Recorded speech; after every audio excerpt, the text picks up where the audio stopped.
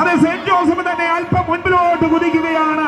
അത് saint Joseph kick boat club Vaishyabhagam Ratheesh P പാലക്കാടിന്റെ നേതൃത്വത്തിൽ ഇതാ കുതിച്ചു പായുകയാണ്. കരുമാടിയിൽ ഇതാ കരുമാടി അതെ കരുമാടിക്കുട്ടൻ മണ്ഡപത്തിന്റെ മുന്നിലുള്ള TS കനാലില് ജലജറ്റ് പോലെ ജലത്തുള്ളികളെ തട്ടിത്തെറിപ്പിച്ചിത ഇന്ദ്രിനാഥമായി saint Joseph kick boat club Vaishyabhagam പോയനാവിളിയുടെ താളത്തില് ഇതാ ഫിനിഷിംഗിലേക്ക് കടന്നു പോകുന്നു.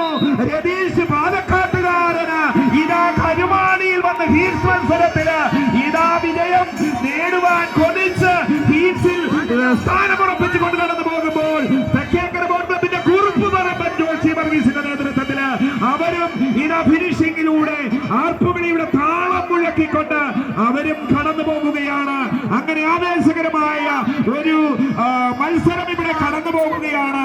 നമ്മൾ കുട്ടനാട്ടുകാര് ഈ ജലോത്സവത്തെയൊക്കെ എതിരേൽക്കുകയും വരവേൽക്കുകയും ഒക്കെ ചെയ്യും. കാരണം ഇത് നമ്മുടെ